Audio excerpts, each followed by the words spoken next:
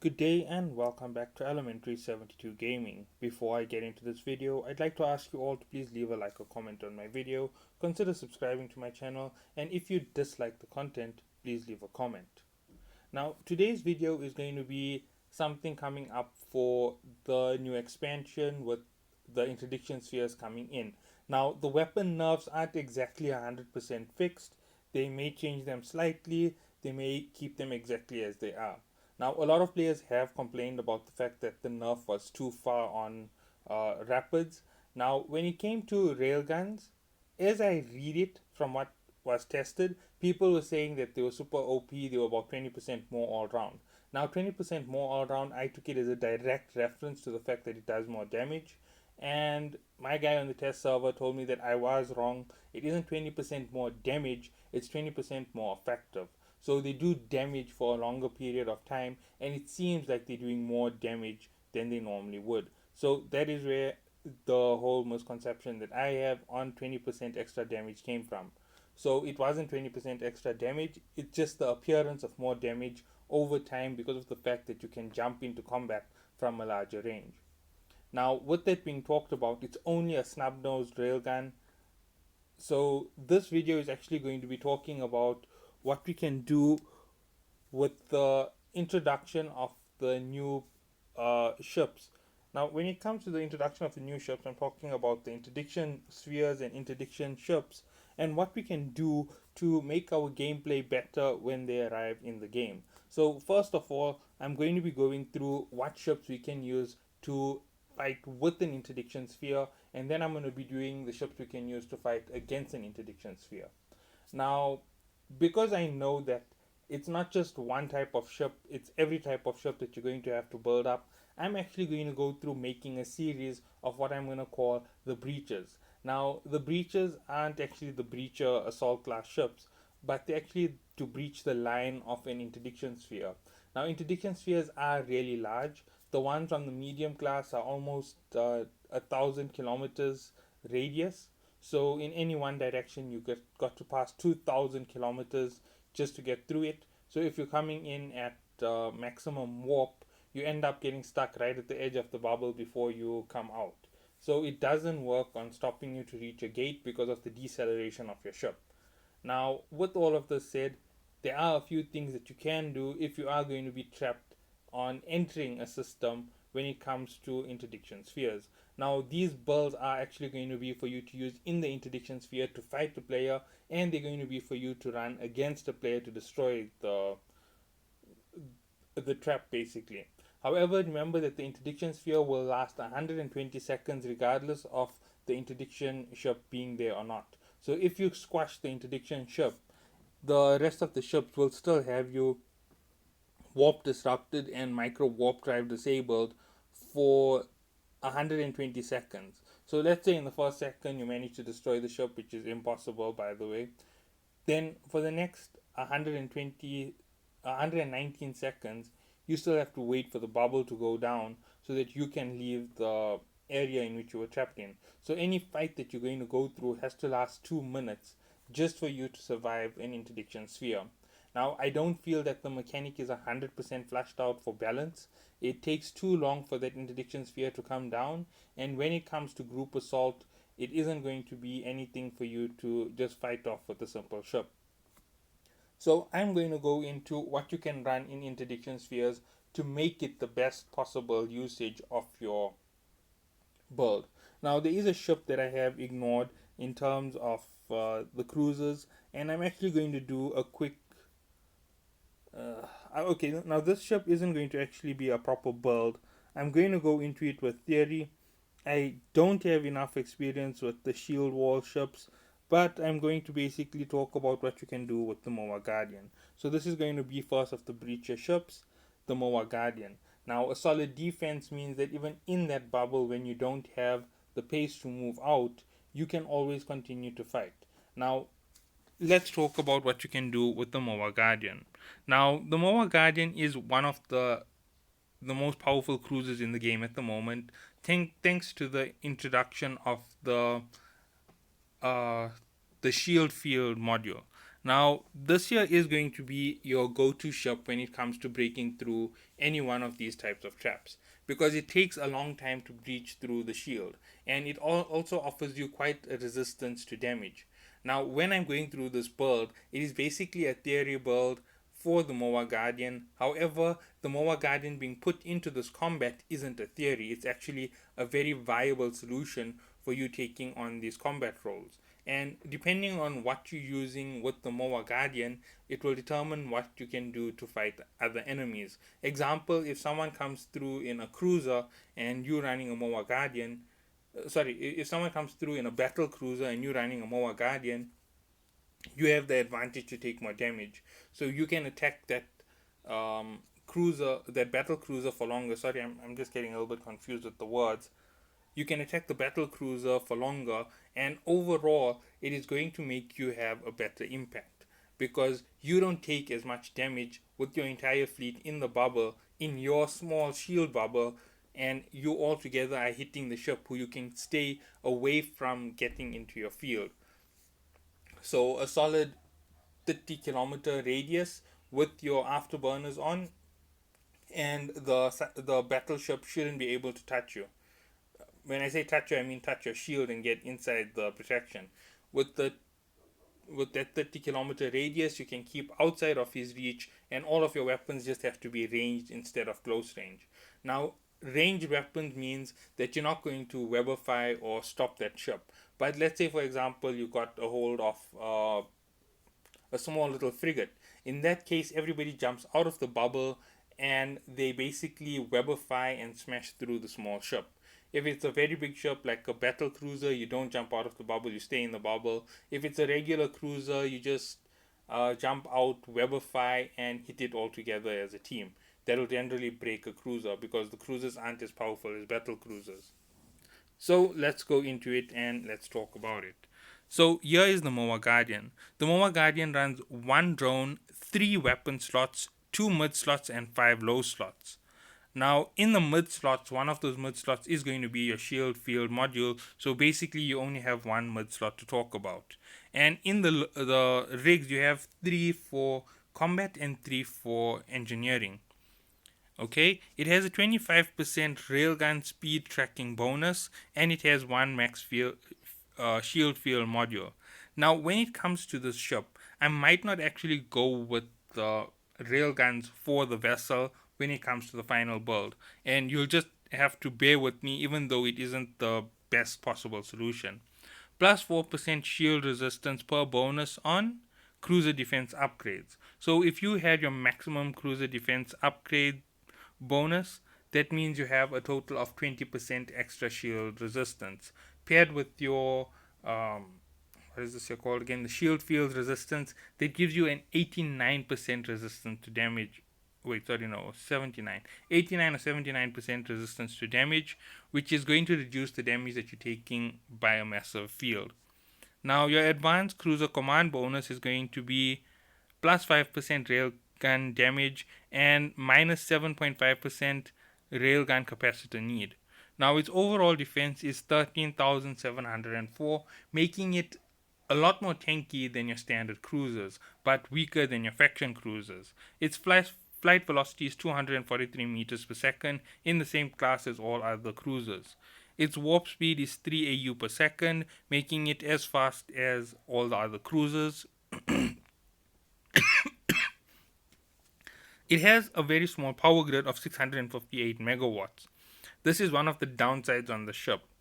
And it has a small capacitor of 2464 gigajoules. So this is one of the places you can attack this ship, and that is in terms of taking out its capacitor so that it doesn't keep its resistance above 80 or 89 on beyond 79 or 89%. So if you can take out its resistance, that means that this ship can take damage on a regular level. But if you can't take out its capacitor, it most likely will run a shield invulnerability field. Even a yellow invulnerability field with its shield up will make it impossible for you to damage it.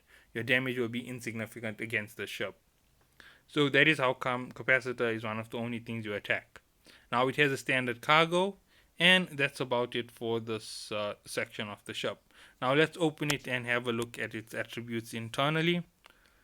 Its shield is way more powerful than its other aspects of the ship, and as you can see from this here, it has a okay regeneration of capacitor at 12.22 gigajoules per second.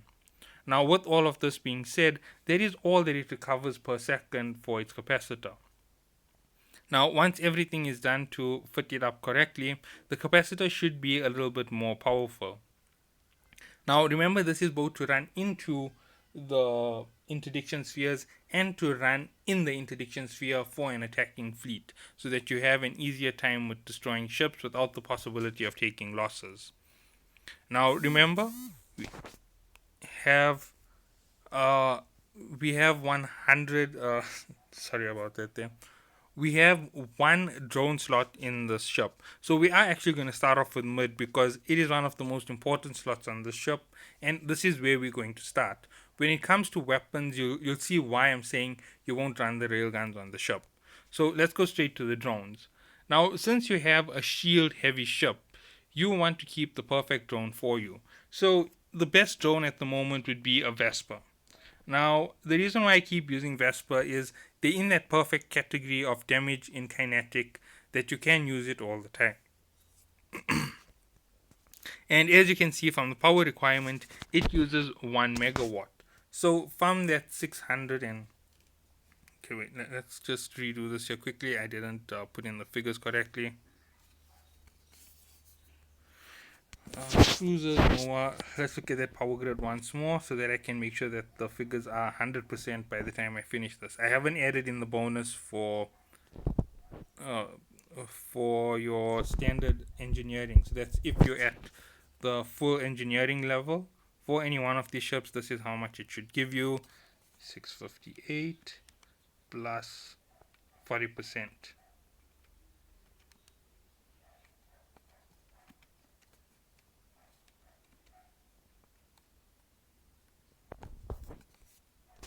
Okay, so there we go with the first part of this whole solution. That gives us 921 megawatts to work with. So 921, and we have to reduce as we go through. So the first thing we took off was a drone, that's 1, and that makes us 920. Okay, let's go shield field module. Now, when it comes to the shield field module, remember the shield field module uses fuel. So you have to keep fuel on the ship in order to run this shield. And that is going to consume 400 gigajoules worth of the fuel. So that is the consumption rate. And it only uses 1 megawatt. So once more, we have a small little impact, and that leaves us at 919 megawatts. Now, since I'm talking about using this in terms of a shield field in a bubble, there are options for you to choose between your electronic warfare option. Now, since this is PvP, using a newt or using a NOS isn't out of the question, but it would be highly unlikely that you would choose that. So you're either going to choose a Predator Stasis Web of Fire or a Predator Warp Disruptor. Now, the reason why I always go for the most powerful is they always have the best range when it comes to any of these aspects. As I said, you want to keep 30 kilometers on any battle cruiser, and it's going to be very easy for you to do with this ship. And keeping this on with that 30 kilometer radius means you have an extra advantage on that ship. So minus another 1 and you have your mid slot complete. Now, there was a possibility of you adding bigger things into the slot, but it's not really going to be too important. Now, here comes the major power draining and the major loss of power. Now, you can always think about running an extra shield booster on this, but you don't need it because of the amount of resistance you have. So you'll run just one standard shield booster. Any shield booster will do, but I will go with the C class for the best amount of resistance. So that's going to give you 863 megabytes left, and that's one of your 5 low slots. The next thing you want is a shield extender. No, actually you don't need the shield extender, you need a shield hardener. Now, the shield hardener only costs 1 megabyte. That's the C-type adaptive, obviously. And minus another 1. And there we go. Now we are getting into a very good range of resistance. We now have more resistance than 100%. That means that we're basically invulnerable to damage. This is one of the reasons why my strategy was to take off the resistance of that shield, because without it being able to be 100% invulnerable, you can actually break through the shield. Okay, so there we go with this 2. Now that's 2 out of the 5 slots. What is the next thing you're going to need for the shield field? Now, not the shield field, the interdiction sphere, sorry. The next thing which is very important is an afterburner. Micro warp drives do not work within interdiction spheres. It has been tested and players have said that it doesn't work at all. So you have to go with this option of an afterburner. It isn't the best in terms of power stability. No, wait, sorry. This is the best option in terms of power stability. It isn't as unstable as the micro warp drive. Now this is going to give you 779 megawatts left for you to use on your system. You are only 3 slots down in terms of your mid slot. Now, depending on which way you want to take this fight, you can either make it even harder for them to get through your shield, or you can actually decide to take on the offensive against them. Now, with the amount of defense you already have, just with the booster and the Hardener, you don't really need that much of extra shield.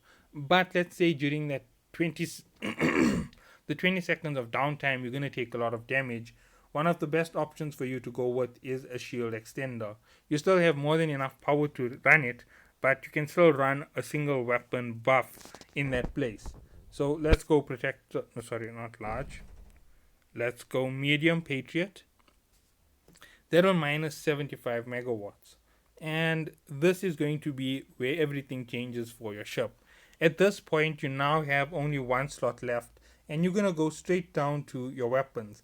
This is particularly to play with the interdiction spheres, so if you're thinking that I'm doing the wrong thing, I understand where you're coming from, but you have to understand that it's going to be better for things like railguns. Now, railguns are affected by 2 or 3 of these control systems, but I'm only going to actually focus on one, and that is going to be the tracking computer. I'm not 100% sure if it works for them. I'm just going to go through the bottom. Yes, so the tracking computer works for railguns. So you're immediately going to throw on a nice Eagle tracking computer.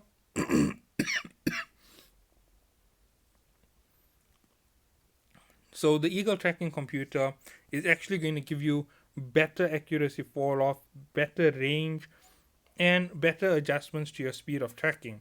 Now what this is going to do is going to allow you to use it's going to allow you to use your forgetting what they call railguns in your primary slot. But as I said, there is the option of changing it up to a different weapon.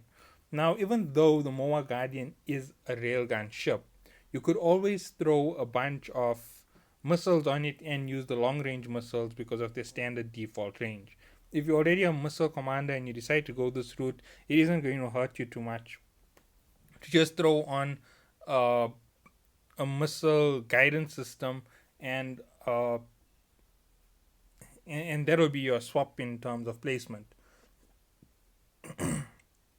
Okay, now let's go to the slot where we're going to look at the railguns.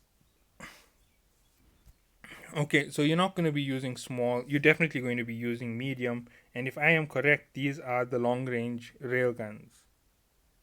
Yes, these are the long range railguns, and depending on how you stack them, it will affect your final power outcome.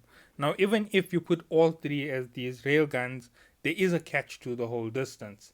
Remember, you're only gaining a small amount of distance from your standard research, plus you're gaining a small amount of distance from your computer.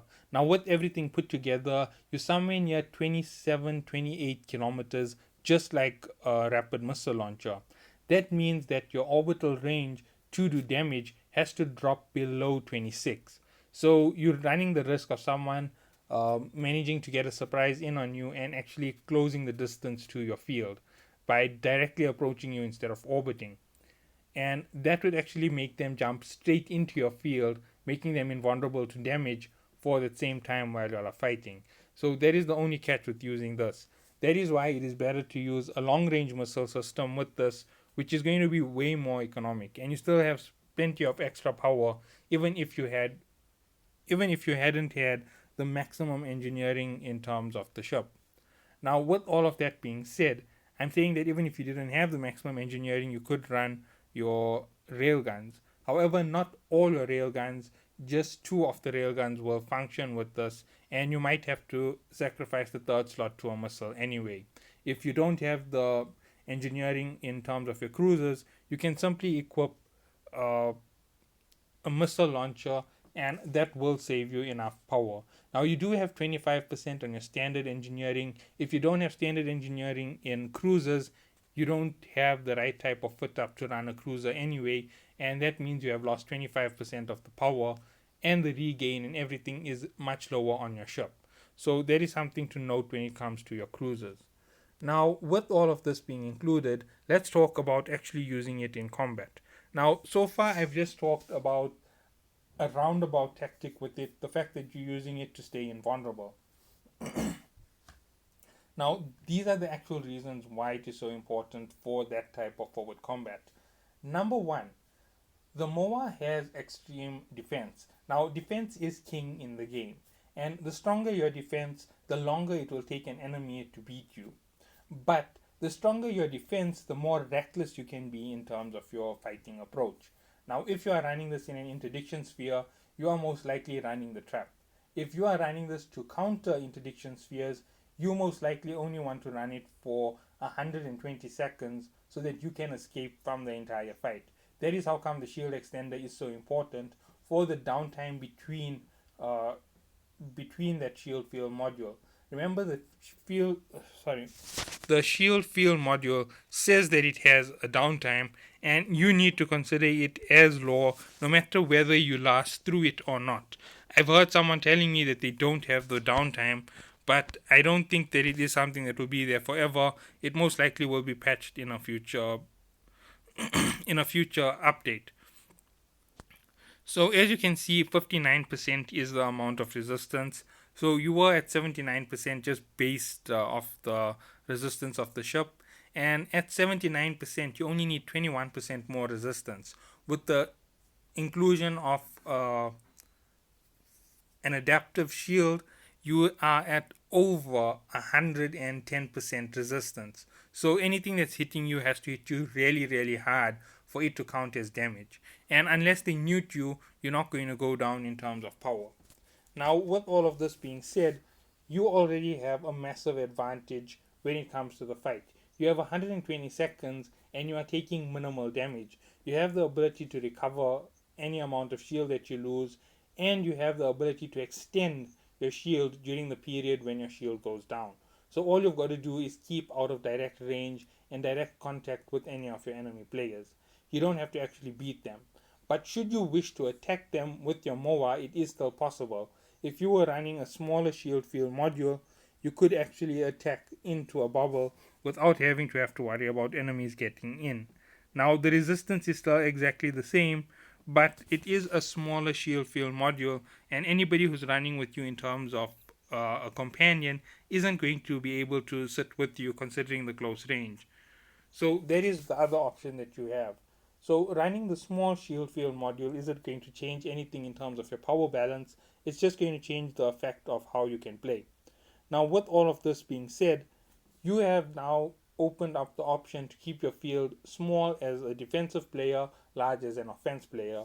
Now, I am putting the two together in one video because everything that works within the bubble works both for defense and offense, and you only have the option of one set of low slot rigs because you lose that ability to warp within there, and using a warp disruptor within that field which is already pulling you out where warp stabilizers don't help means that you don't have any reason to put a disruptor on and hold them. If you can't defeat them in 120 seconds, you weren't going to defeat them at all.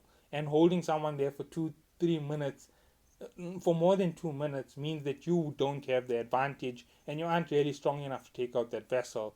You're just wasting time for both you and that player. Eventually, they're going to find a way around it, like going back towards the gate or reaching the end of the sphere to escape.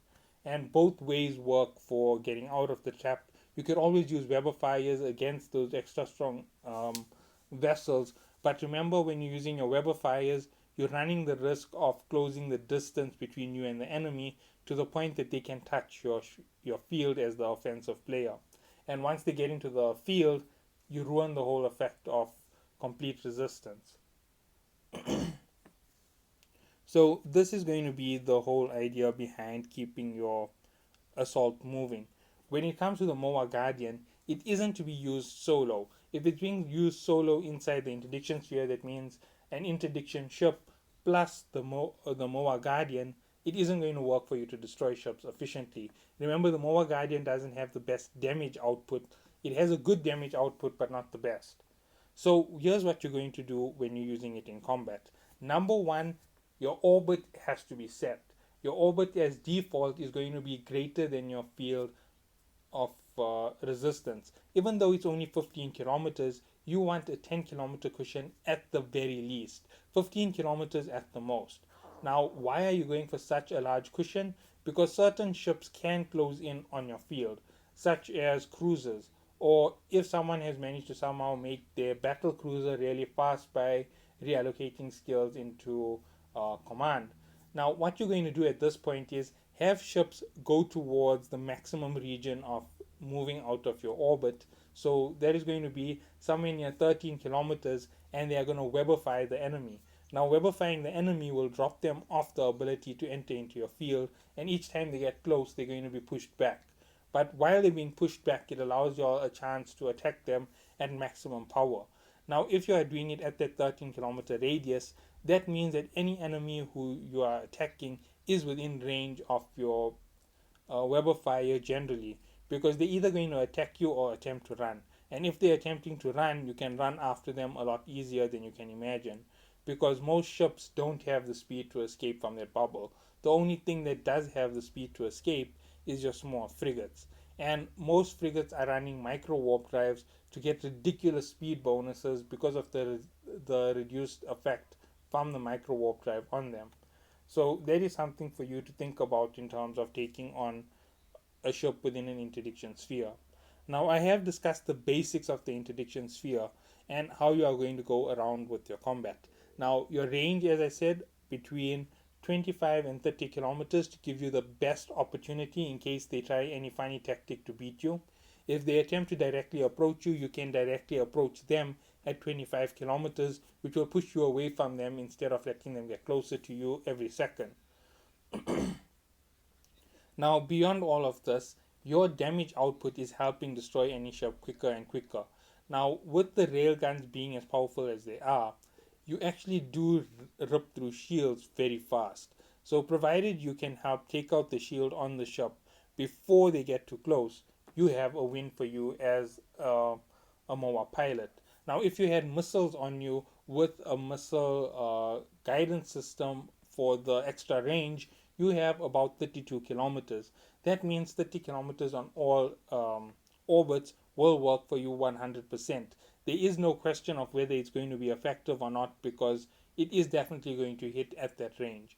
The standard missile launcher has 20 has 29 kilometers as its maximum range. Its optimal range is a bit closer, but even with that, the moment you add in the guidance computer, you're above 32 kilometers, and you can just keep hitting that ship non-stop without having any worries. Now, it is above 32, it's 32 point something kilometers. That's without any research. If you have the research and that's why you're using the missiles, then you have an even greater range and you have greater damage. So it is the best for you to use. Sorry. So you have 120 seconds to beat anybody within the interdiction sphere. With the introduction of your bubble to give you that invulnerability state, you definitely could beat the entire scenario. However, in the case that you are breaking bubble spheres, you would use the exact same attacking strategy as those who were within the interdiction sphere to start with. The only difference is you'd be using my tactic from breaching the wall, the shield wall. So breaching a shield wall will be used in that situation if they are running a Moa Guardian in their formation. You obviously have to sacrifice something in that little interdiction sphere to get an idea of what you need to use. Now, the interdiction spheres are going to be a big problem. I see a lot of players leaving the null sec and moving more towards low and high sec. It is going to be something that will happen, and hopefully it won't have too big of a negative effect. So thank you all for watching and have a good day.